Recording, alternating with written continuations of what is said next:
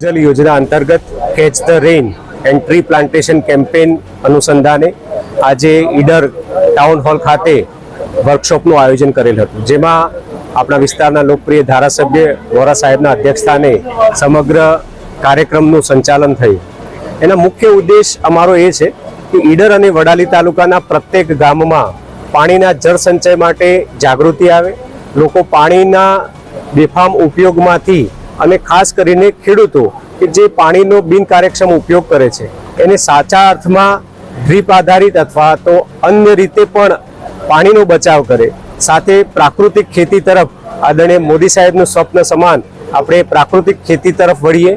અને આ બધાના પાછળનો આશય એ છે કે આપણે પાણીનો બચાવ કરીએ. સાથે જ અત્યારે ઉનાળો છે, મે મહિનાની આપણે 44 થી 45 ડિગ્રી ગરમીમાં આપણે જ્યારે બહાર ફરીએ ત્યારે આપણને વૃક્ષના છાંયડાની શું મહત્વ છે એ સમજાય છે. તો અત્યારથી જ એક સંકલ્પબદ્ધ દરેક ગામ પોતાના ગામની અંદર પણ એક સમિતિ બનાવે કેચ ધ રેન અને ટ્રી પ્લાન્ટેશન માટે, અને ચોમાસા દરમિયાન વધુમાં વધુ વૃક્ષો વવાય, જળ સંચય થાય અને એનું સાચા અર્થમાં સંવર્ધન થાય, એ પ્રયાસ સાથે આજનું આ વર્કશોપનું આયોજન કરેલું હતું, જેમાં અમારી સહભાગી સંસ્થાઓનો પણ સહયોગ મળેલ છે. આજ રોજ ઈડર મુકામે ખૂબ મહત્વનો કાર્યક્રમ ઈડર જે પાણીના તળ નીચે ગયા છે 1995માં જે ડાર્ક ઝોન હતો એ ફરીથી ન આવે એના માટે ભૂગર્ભ જળ સંચયની યોજનાનો મહત્વનો કાર્યક્રમ, સાથે સાથે વૃક્ષારોપણ વધારીને પ્રકૃતિ પ્રેમીઓ પણ એમાં સહભાગી થાય એના માટેની પણ વાત થઈ, અને ખેડૂતોને સીધો પોતાના ઉત્પાદનમાં કેવી રીતે લાભ મળે એ માટેનો સુંદર મજાનો સેમિનાર ભાઈ શ્રી સતીશભાઈ પટેલ અને એમની ટીમે કર્યો છે.